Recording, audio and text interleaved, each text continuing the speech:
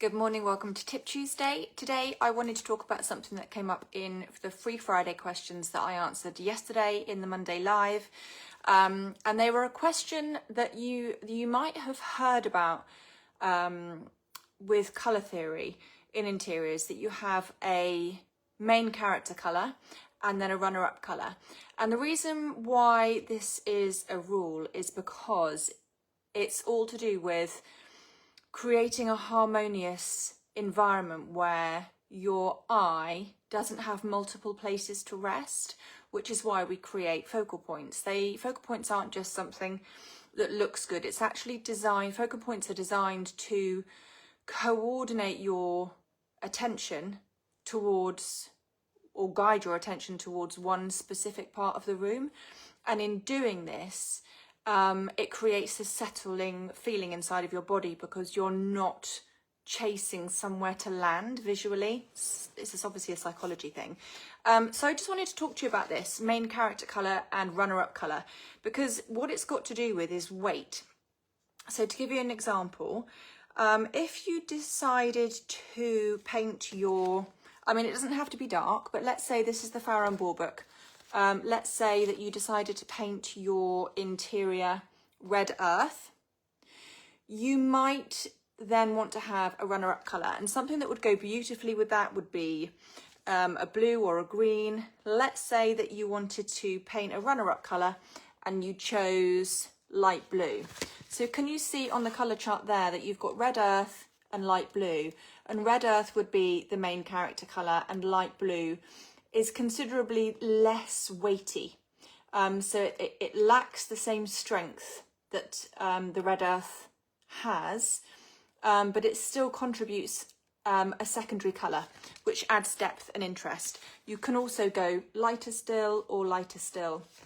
What you wouldn't want to put with something like red earth, if you didn't want to create this kind of jarring effect, would be something of equal weight. So I'm going to choose a colour on this side.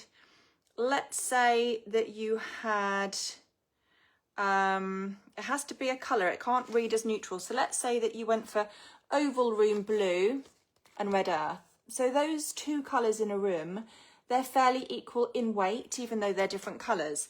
And what you might then create is a mismatch in terms of where, when you walk into the room, what draws your eye, because they both will, to the same degree.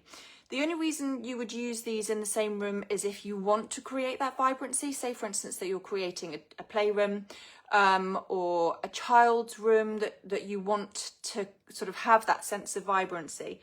But generally speaking, and in most of the designs that I do, because I'm a piece chaser, I really love that sense of peace in interiors. I would never put those two colours together. The other thing to bear in mind is that if you've got a colour that is seemingly neutral, some colours, even though they have colour in them, do read as neutral. That might be something for another day. But I just wanted to kind of, so for instance, if you've got red earth, let's go again here, so you've got that vibrant colour, you can go for something with more weight rather than less weight. So let's say that you went for red earth and then you wanted to go for something that was almost a neutral. It's got the tiniest hint of colour in it, it's very dark, it's almost a neutral. You could probably get away with red earth and its darker counterpart in Chira. What I wouldn't do is these two together, again, because they carry the same weight. The last thing to consider in terms of main character colours and runner-up colours is what you've already got on your floor, because floors are often overlooked, but actually they carry a really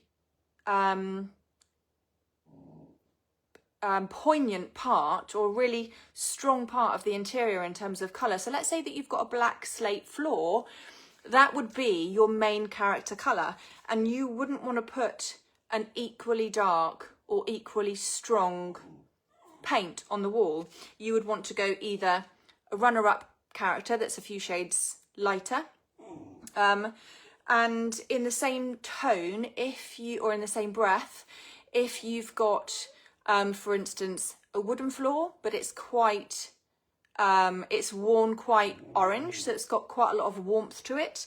You wouldn't want to add an equally warm colour, for instance, something like this, unless you had something to counterbalance it.